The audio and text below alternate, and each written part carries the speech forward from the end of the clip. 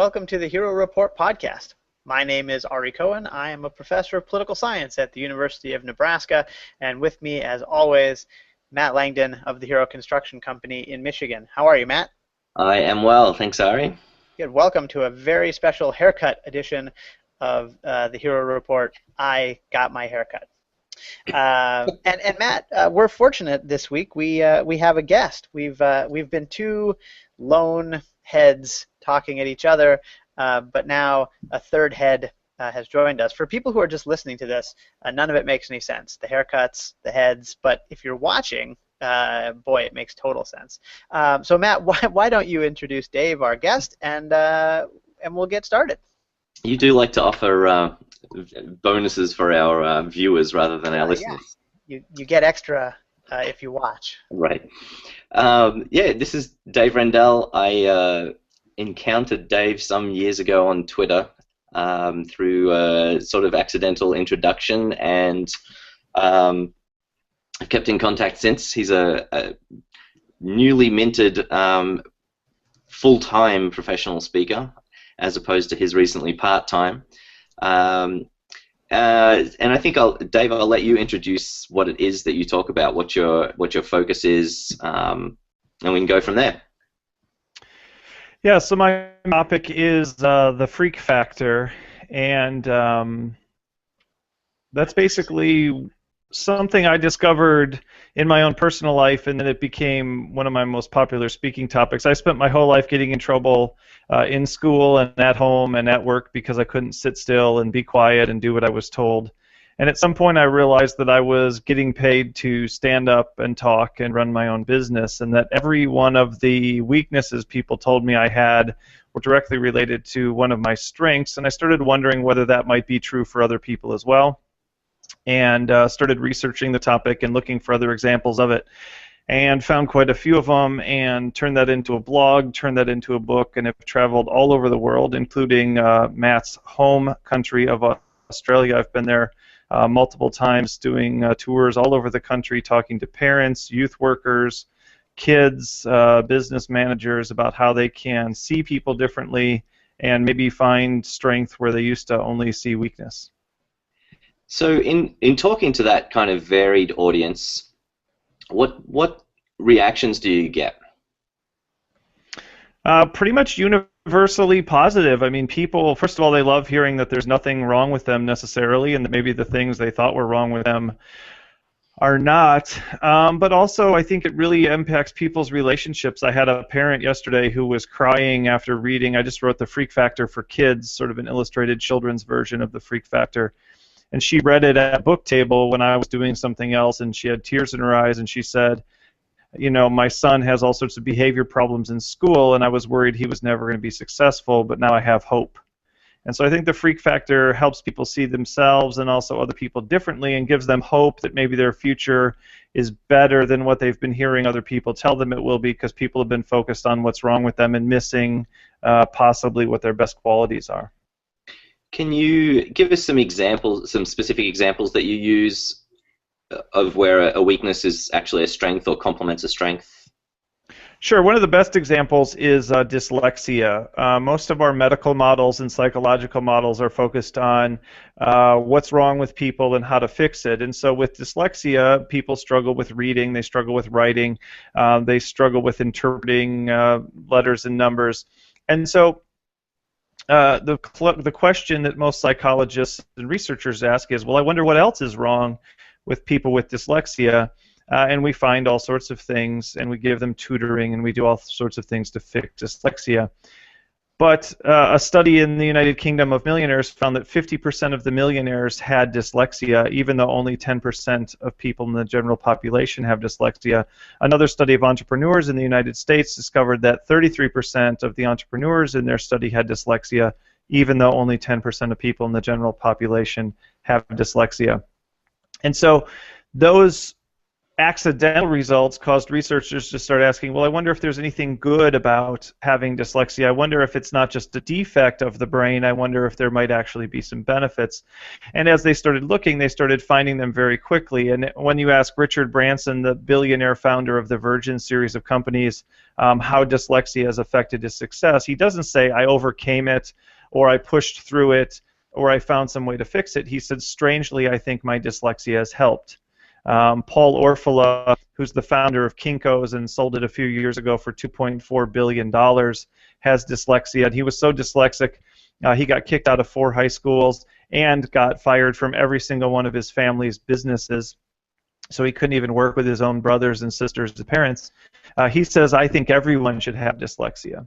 So what scientists are starting to find is that dyslexia is a brain difference, not a brain defect, and that the very things that cause these people to fail in school actually causes them to succeed at a higher level in life than those people who don't have dyslexia. And so, yeah, that's one of the examples of where there's an unusual connection between what seems like an obvious and only a weakness and actually having a strength or a positive component related to it.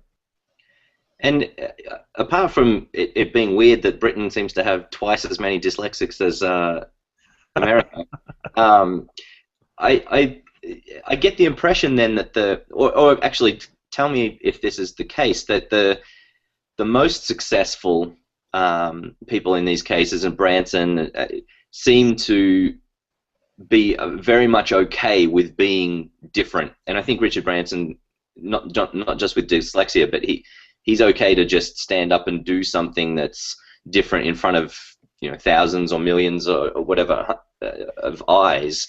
He's comfortable with that difference, right? And most of us struggle with being different in the public eye.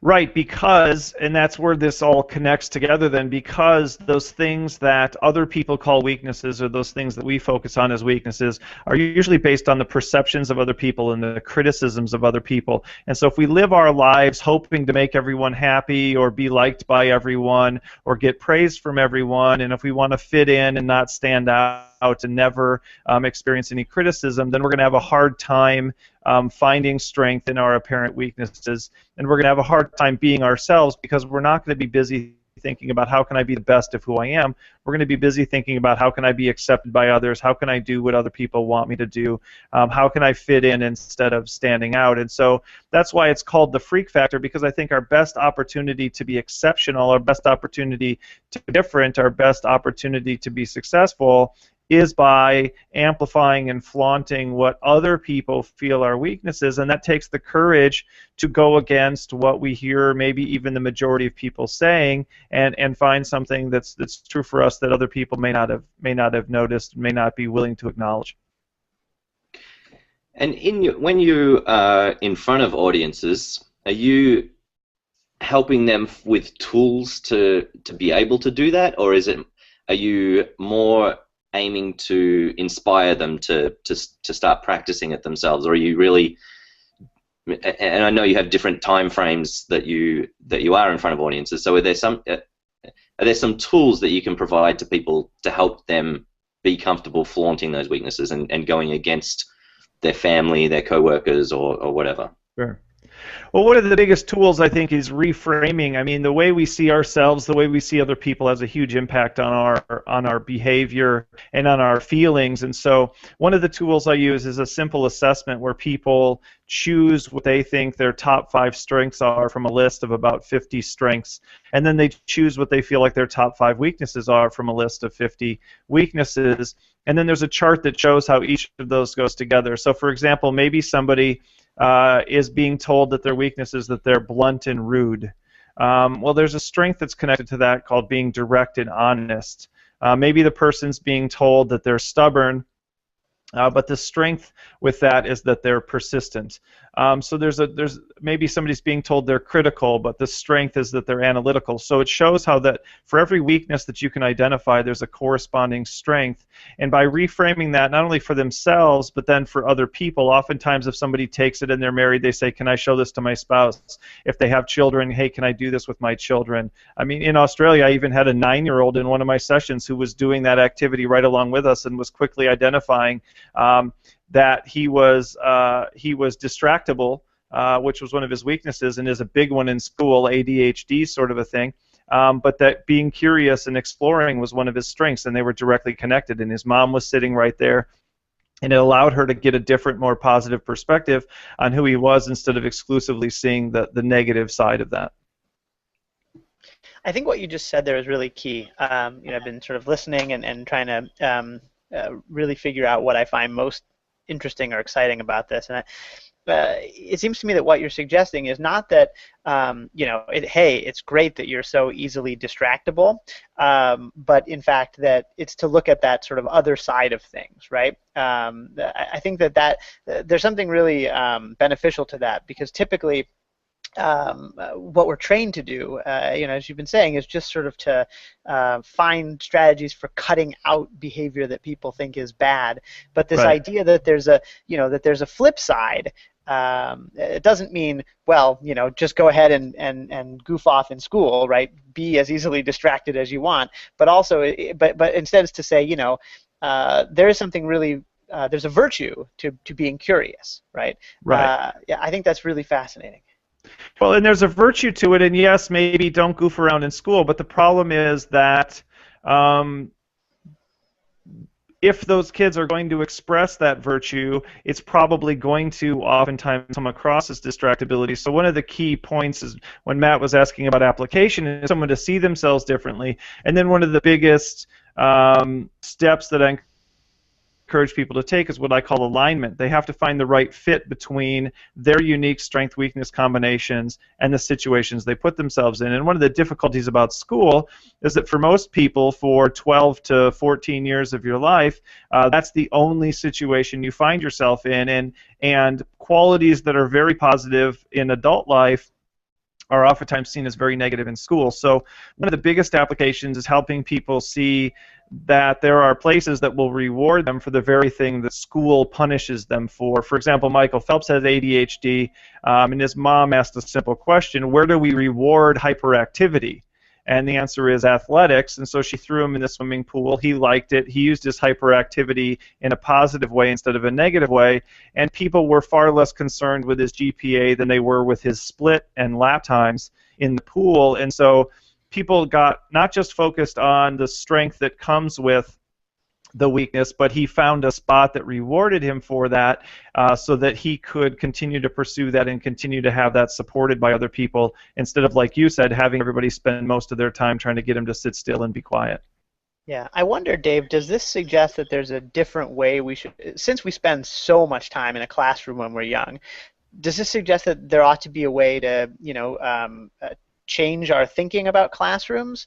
I mean, they work for some people, certainly, the way that they are, but wouldn't it be possible to do a different kind of classroom or something that would allow for, well, not just sort of shrugging off the class and putting your kid in the pool, but finding ways to also take the curiosity or the hyperactivity and channel that in some positive way in the classroom too?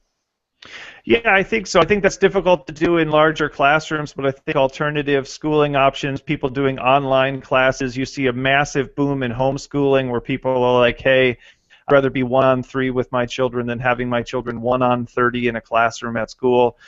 So I think that's one thing I encourage, is for people to look for other opportunities, maybe an alternative sort of school model where they do have more self-directed opportunities for people.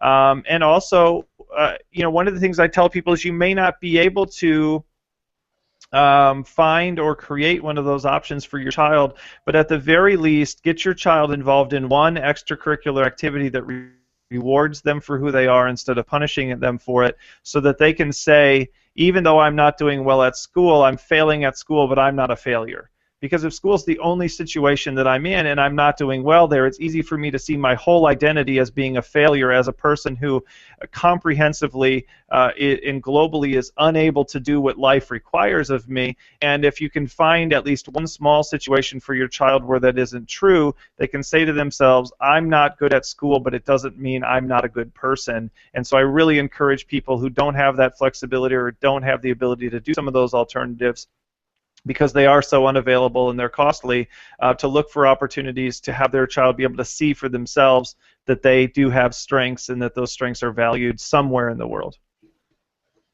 This conversation reminds me a lot of one of our past guests, George Brymer, who wrote a book called Vital Integrities, and it was about, and part of that was about making sure that in business and in other organizations, including school, that you encourage people to focus on their strengths, where the general sort of approach is to get people to improve their weaknesses.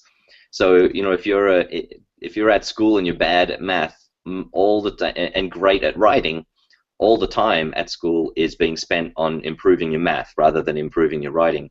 And he had a great example of Tiger Woods, and this was 10 years ago, I think. You know, Tiger Woods was #1 in the world, #1 in driving and a couple of other categories, but he was not, like, he was number 15 or something in putting. So his coach started focusing entirely on putting, but his overall game went down, and it was what, you know, why fix what's broken, and they quickly dropped that and just went back to improving his driving, which just made him better and better and better overall. And I think there's clearly a lot of applications there, right, in work, in life, in wherever. I think it complements with what you're talking brilliantly. Absolutely.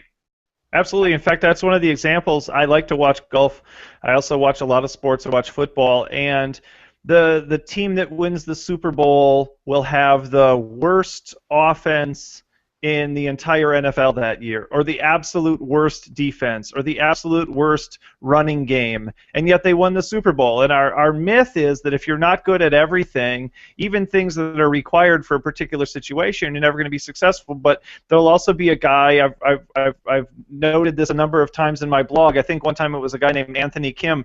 He won a golf tournament, and he was the absolute worst in driving accuracy for the entire tournament for those entire 4 days.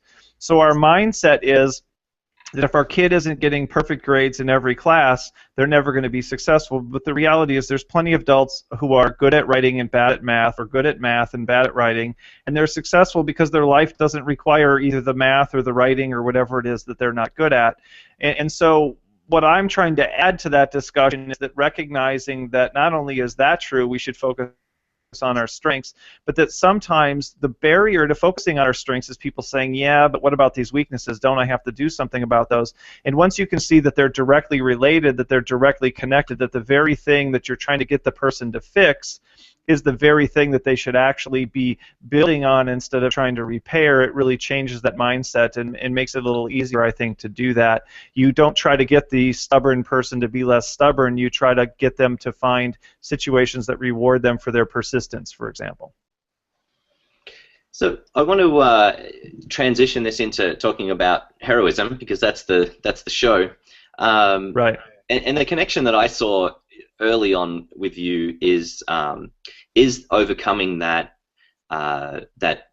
freakness of it. That if you start acting this way, people are going to consider you different, and you've already said that takes some courage to be able to do that. And I think that's where it really does apply to heroism, because heroes are the ones that stand out from the crowd and right. have to be comfortable doing that, and have to be so comfortable that they overcome the pretty strong psychological barriers to action. And so you're going to be speaking at the Hero Roundtable in November. What's your approach there? What are you going to be sharing with the audience?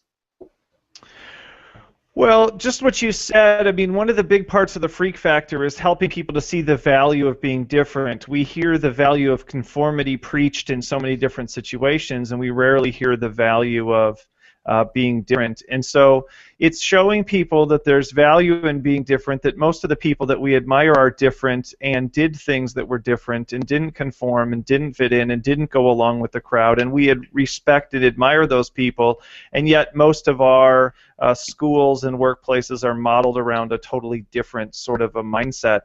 So it's really getting to the helping people to reframe difference. One of the examples that you'll appreciate that I use in all my presentations is when I go to Australia, they drive on the left-hand side of the road. And most people who come from somewhere where they don't do that, somewhere where they drive on the right-hand side of the road, which is the majority of countries in the world, when people come to Australia and that's different for them, they don't say, wow, isn't that interesting that you do things differently and you drive on the other side of the road. No one says that. They say, why do you drive on the wrong side of the road? And so one of the big concepts that we have in our society is we equate difference with wrong almost every single time. As soon as something's different, it's wrong. And so I really try to attack that mindset and show people that it's simply not true, that different isn't wrong, and that in fact different is oftentimes better, and that our natural inclination to see difference as wrong keeps us from, like you said, doing heroic things, and also just even being willing to be different in small ways. You wear orange pants at your presentations. I wear pink shoes at my presentations. I do things that are different that are going to cause some people to look at me as a weirdo, but as you say, I think that's one thing that makes it easier and easier for me to stand up in difficult situations, because I'm used to knowing that people are looking at me. I'm used to knowing that I'm different and that people notice. And so it almost becomes part of my identity. So I think that's one of the things I want to try to encourage people to do, is be able to see different as right or good instead of wrong, and start to see that identity as being a different person as a good thing, not a bad thing, so that they're looking for opportunities to jump in as opposed to looking for opportunities to hide and stand back. And you, I think, are going to be using an example in your talk, right? Right. Can you share that story with us? Yeah, so there was this kid, his name was Briar, I believe was his name, and he's from Canada, from Calgary, and he was in school one day, and a kid was attacking another kid and put him in a headlock, is what the story says, and at some point, the kid who had the other kid in a headlock, he pulled out a knife. And Breyer took a look at that and thought, well, that seems like a pretty dangerous situation, and that kid could get killed. And so he jumped in and he ran into the kid who had the knife and knocked him down and knocked the knife away from him. And most people looking at that would say, wow, you know, that should be on the news. Wow, that's an example of heroism. That should be featured on the Hero Report. I wonder what kind of award the school is going to bestow on Breyer for being such a great kid and for having such tremendous courage. And what actually happened was the total opposite. What happened was the school brought him to the office. The school called his parents. The school said he'd been involved in an incident. The school said that he had acted inappropriately. The school said that he had misbehaved and broken the rules. The school said, and this is an exact quote, that they do not condone heroics. So condone means to allow something which is negative. That's the official definition. Condone is to allow something as negative. So they're defining what he did as negative and saying they won't even allow it. When in fact what our schools should be doing is not just allowing it, they should be seeing it as positive, and they shouldn't just be allowing it, they should be supporting it and encouraging it. And so one of the lies that I think we believe is that the world is set up to promote and encourage A, difference, and B, by extension, heroism, positive actions, when in fact they're not. So many of our institutions are set up to reinforce and reward conformity, following the rules, doing what you're told, taking the safe route, minding your own business, doing what other people have told you to do, that when somebody does something like this, which seems obviously and blatantly positive, it actually ends up being criticized and being punished. And so I think that's one example of how we have a system, and various systems set up in our schools, our homes, and our workplaces that punish the very thing that you all and that I am trying to encourage. And if we don't bring that to light and show that to people, I think people go along thinking we're on the right track, we just need to do a little bit more, when in fact we're on the wrong track and we need to move in a completely different direction. It's funny that the timing of this, someone posted that story on my Facebook wall last night, and I think it happened in May, so it was. Yeah. It's doing the rounds again at the moment. But yeah, it was that very specific quote that we don't condone heroics, which is just I mean, that's clearly antithetical to what I'm trying to do. I'm trying to get schools to encourage heroism, but it's that it's like you say, part of it is this sort of liability culture, and yes, that it does. We are overtly asked not to be heroic pretty regularly. It's sort of amazing, though, right? I mean, what the suggestion seems to be is that what they do condone, or what they approve of, right? What they want is for a bunch of kids to stand around and potentially watch another child get stabbed, right? That's right. Yeah. That's the ideal type behavior, and I think that's absolutely. I can't imagine the explanation behind that, right? Well, I know what the explanation is. The explanation is you've got to leave it to the teachers who are qualified and able to handle this kind of thing. But as Dave said, and I do feel like we're bashing schools a bit here, but it's not limited to schools by any means. But no, certainly. There's 30 kids in that room and one adult who has got a job, and the job is not to prevent knife crime, and that but that's the school's line, is leave it for the adults to take care of. Right. Yeah. And I run into that all the time at schools, and I get frowns from teachers sometimes when I encourage the kids to take care of things themselves, because there are expectations that kids are not doing anything that, as Dave said, against the rules. And so what this kid did is against the rule, but it, in the context, it's exactly the right thing that should have been done. Yeah.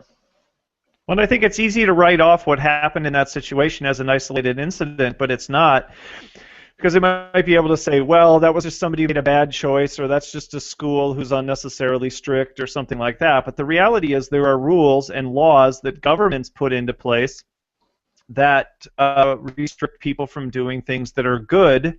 They take things that are good and they make them illegal. Martin Luther King Jr., for example, spent time in jail because he broke the law while trying to keep people from being harmed by their fellow citizens. Gandhi spent time in jail for the same reason, for trying to reduce oppression for his people in India. And so there is a history. This isn't an isolated incident. There's a history of institutions setting up rules that benefit what they value at the expense of individual liberty, at the expense of individual freedom, at the expense of individual safety, at the expense of what's right. And so to think that just because someone in authority said it, or just because the school has it as a rule, or just because the government says you can't, that means that this is or isn't good behavior, misses the point that what this kid did was good even though it broke the rules, and that's something that institutions can't run on exceptions. So that's where difference is so hard. Exceptions to rules are breaking the rules, and if we make too many exceptions, then the rule doesn't matter anymore, and then we've set a precedent to where the rule can't be enforced, and so we can't go with exceptions. We have to go with the average. We have to go with most of the time, and we have to punish you even though we recognize you didn't really do anything wrong. And that's one of the reasons it's hard to have heroes, is because we don't want freaks, we don't want exceptions, we don't want people to be unusual, because it doesn't work in the systems we've created, which, to Matt's point, isn't a criticism of teachers necessarily, and isn't even necessarily a criticism of schools. It's a criticism of institutions which require certain conditions in order for them to function properly, and that's one of the strengths and weaknesses of institutions. The positive part of an institution is also the negative part of an institution. The freak factor applies in that case as well. Yeah, and that doing right versus following the rules is one of those bystander pressures that I talk about with kids. And the example I use for 6th graders and 7th graders is, if you're walking down the hall and you see someone who's hurt, but you're on your way to class, and the rule is you have to be in class on time, more cases than not, you're going to get to class on time instead of doing the good thing or the right thing. And it's because the institution repeats the expectations on a regular basis. So they're hearing every day, get to school, get to class on time, get to class on time. Probably every class that they get to, particularly in middle school, that's what's happening, right? They're hearing it every time they get into class, not necessarily at them, but anyone who turns up late, they're hearing, you can't be late. but they're not hearing, make sure you do the right thing each day. And most of the time we can go through life doing the good thing and following the rules, but there are times when they conflict, and that's one of the bystander pressures, is if you are expected to behave a certain way and it's reinforced every day, that's going to trump doing the right thing. Well, and regardless, too, of the individual situation, like the individual rule of be to class on time or not, there's also just the consistent message of do what you're told, do what you're told, do what you're told, do what you're told, follow the rules, don't ask questions, don't argue, submit, conform, and then all of a sudden, magically, in an entire environment like that, you're supposed to be able to pick the right time to not do that.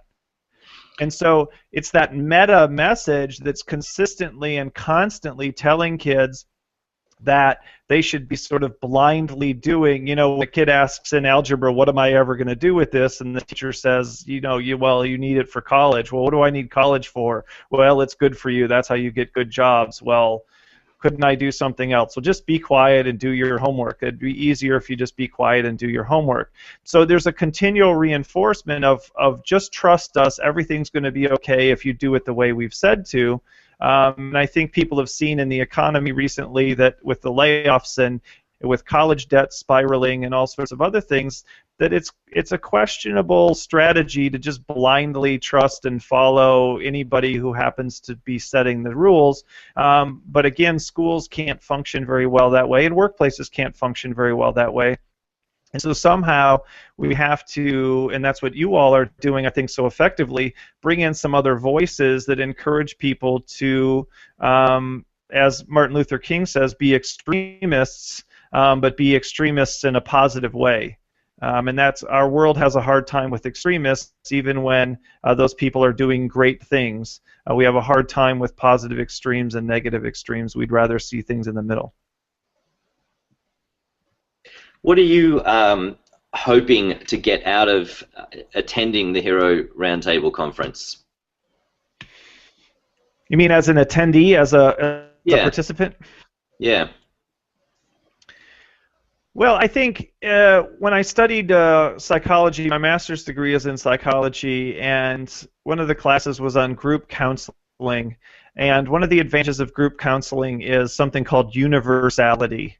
And it's nice to go somewhere and find out you're not the only one. It's nice to go somewhere and find out you're not alone. And so I think even the message that you're communicating, like you said, you can have some teachers shaking their heads, you can have some people who disagree, you can have some nasty comments on Facebook, you can start to wonder if you're crazy, you can start to wonder if maybe you're too extreme, you can start to wonder if you're encouraging children to do things that are unsafe, you can start to wonder whether you're on the right track. So I think one of the things that I encourage people to do and that I'm looking forward to is that sometimes we feel weird until we encounter other people who are weird just like we are. And so if you can go somewhere where people believe the same and understand the same, even if it's a minority, if you can connect with those people, it can help to reinforce and encourage you. And even think about that word, encourage. If we need to have more courage, then sometimes we need to be encouraged. And so I think it's encouraging and reinforcing to go somewhere and hear other people who are pushing these same issues in different settings. And I also think I'm looking for opportunities to learn more about how I can apply the freak factor in ways that will be more beneficial to kids, more beneficial to parents, more beneficial to teachers. I believe strongly in lifelong learning. That's one of my freak factors. One of my top 5 strengths on the Strengths Finder is input. I love to learn, I love to grow, I love to encounter new ideas. So I'm hoping to be reinforced, but I'm also hoping to learn some new things that'll help me to be more effective in the way I communicate this to other people, and hopefully maybe even broaden the positive mission of not just having a business where I'm a communicator, but making sure that communication is making the world a better place. That was a much deeper answer than I was expecting. I hope it works out. Yeah. I love that idea of, and I'm not sure how to use this to reach people, but the idea of finding like-minded people and spending some time with them to reassure yourself that you're on the right path. I think that's a really valuable part of it. And I love the framing of encouraging as giving courage. Yeah. That's that's. I need to get you on my marketing team somehow for the conference. But yeah, I think that's ultimately what I'm looking forward to as well, is the gathering of people together that generally are operating by themselves around the country, Right. around the world. Yeah.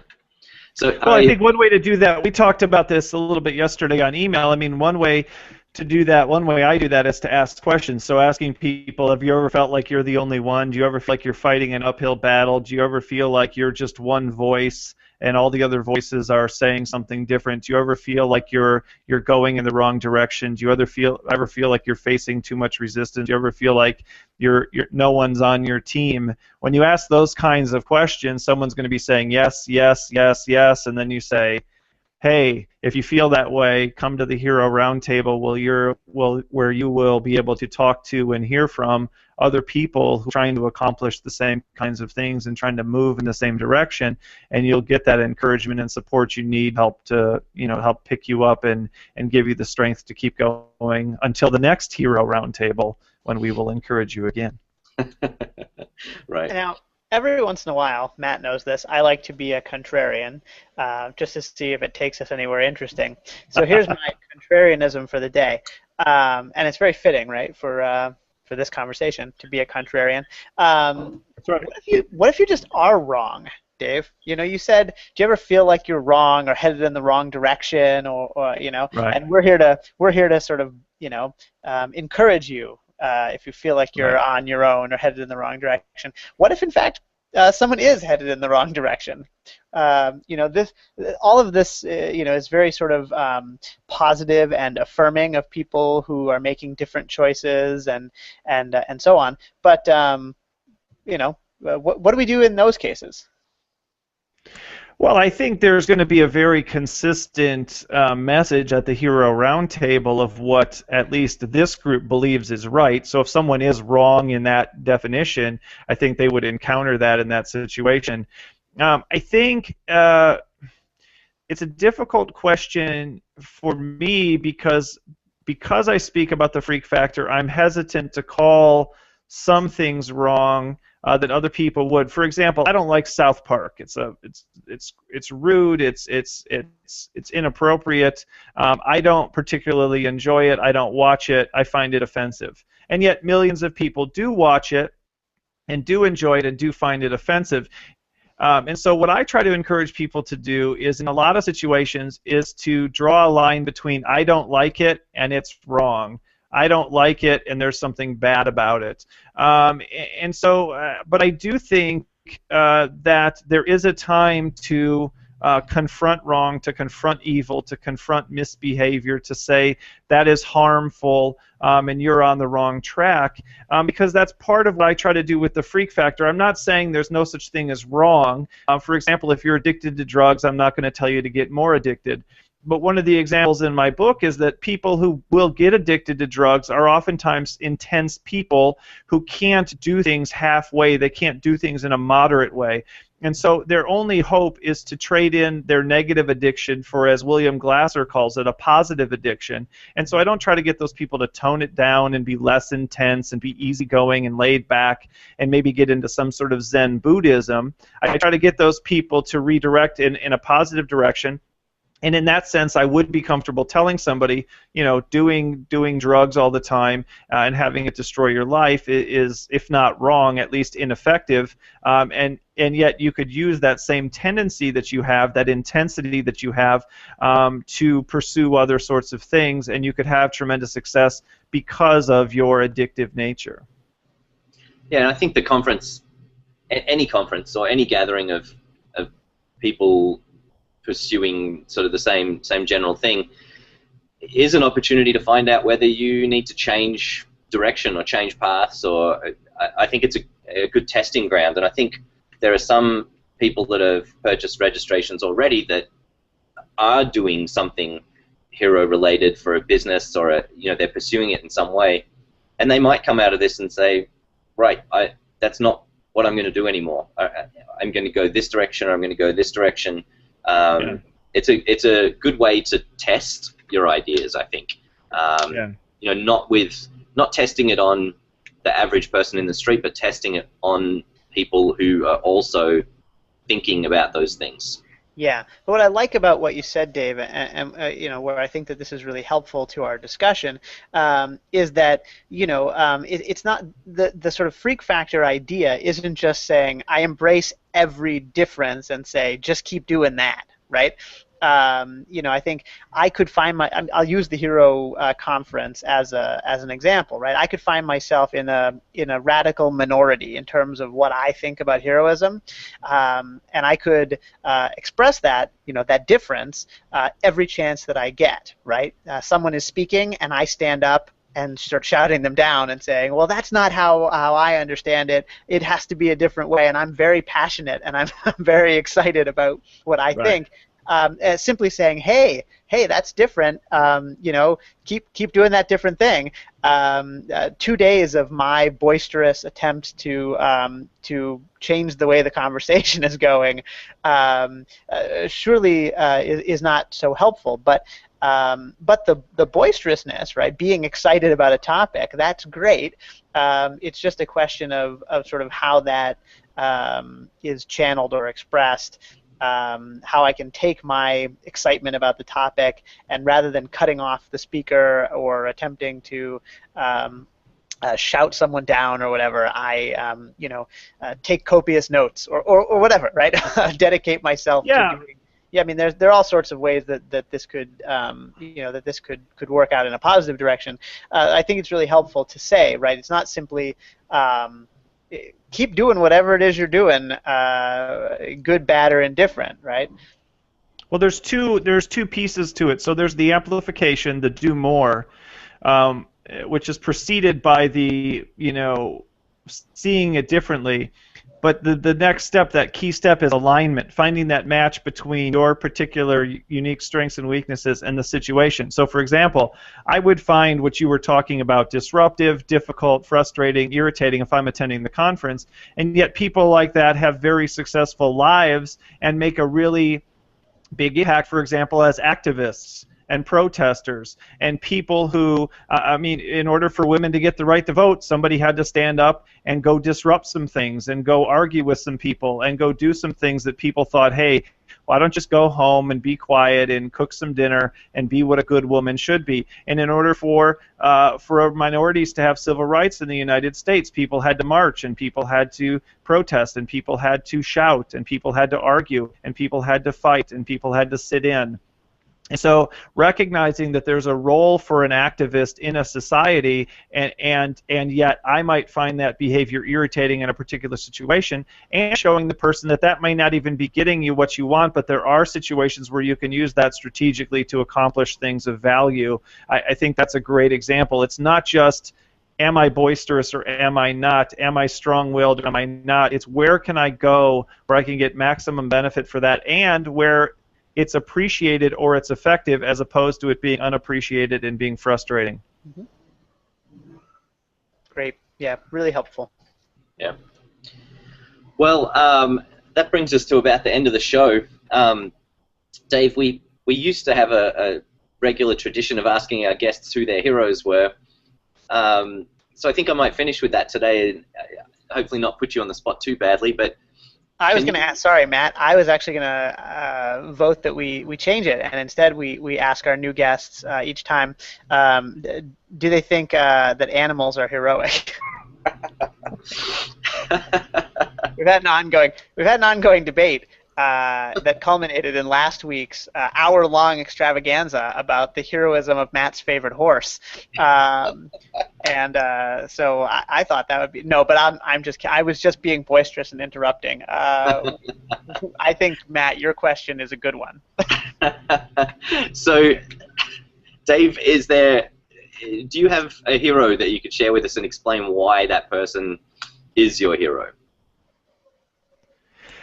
Yeah, that's a good question. I really struggled with heroes as a young person because it seemed like heroes so often disappoint. You know, Oscar Pistorius was one of my examples for a long time for the freak factor, because they said that being a double amputee was an advantage, an unfair advantage, and so he couldn't be in the Olympics. So they were taking something that seemed like an obvious weakness and saying that not only was it a strength, but it was an actual unfair advantage. And then he did what he did. And I talked about, how people who do things very well get paid exponentially more than other people do, and Alex Rodriguez was the example of the person being paid the most in baseball, and now he's being looked at for PEDs. And so I think one of my experiences in life has been that consistent disappointment at, hey, there's somebody I admire, and then watching them fall, and there's somebody I admire and watching them fall.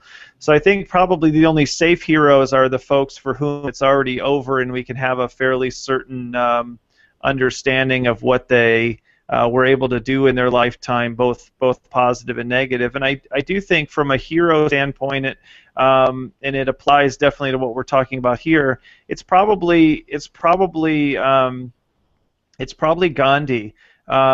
He lived his life for most of his adult life, at least, in a way that was very difficult, and could have been much, much easier, but he chose sacrifice, he chose suffering, he chose difficulty, he chose risk, he chose danger, because he believed deeply and strongly in something, and he committed his life to something that was bigger than himself and to benefiting others more than himself.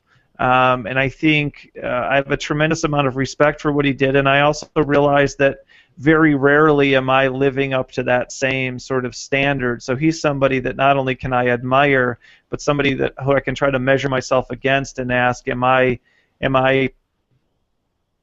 becoming the kind of person that I respect, or am I playing it safe or taking it easy? So he's definitely somebody who challenges me. He certainly wasn't perfect by any means, but he challenges me to be a better person. And if I admire him, am I doing things the same way that he did? That's a great answer, and I really like that you said he wasn't perfect. And I think that's a stumbling block for a lot of people. That it sounds like if someone was to criticize Gandhi for something particular, you'd be okay with that conversation. You're not going to defend him to the death because he's your hero. And I think that's, there's people now that would have A-Rod as that kind of person that they will just keep defending. And I think it happens too much. I think we need to. I think it goes back to the freak factor. You're taking the positives from this person and saying that's the part that I'm focusing on and that inspires me and makes me, consider my life and that kind of thing. And the other part, I'm not doing that stuff, so it's, and I don't approve of Gandhi doing it or of A-Rod doing it. Right. That kind of thing. It was a good answer. Yeah, if we wait for the perfect person, we're never going to have anybody to look up to. And I think recognizing that heroism can be sort of your life identity, but it also can be simply a behavior. And you can admire something heroic somebody did without requiring them to have been perfect and heroic every moment of their life. I think that's a more helpful thing and probably a more practical thing for most people to apply, that I may not be heroic every moment of every day, but I have the opportunity to choose heroic actions in any particular situation. I think that's probably an important way to frame it. Well, Dave, thank you very much for being on the show. You're the first guest that I ever took notes on, which is maybe a bit weird, but it's been 2.5 years, I think, Ari. Yeah, it's 2.5 years. I have pages and pages of notes here, Matt.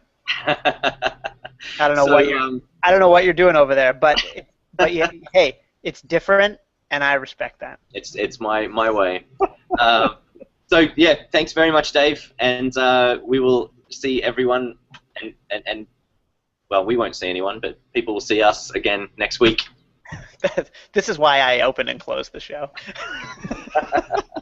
Thanks, everyone. Dave, great to have you, and we'll see you in person in November. All the people listening, of course, can find all of us live and on stage at the Hero Roundtable in November in glorious Flint, Michigan, or just outside of glorious Flint, Michigan. For more information, obviously, you go to the HeroRoundtable.com website, where you can even purchase your ticket today. Am I right about that, Matt? You absolutely could. You absolutely Excellent. could. Excellent. Well, thanks, guys. Thanks to everyone for listening, and we'll talk to you soon.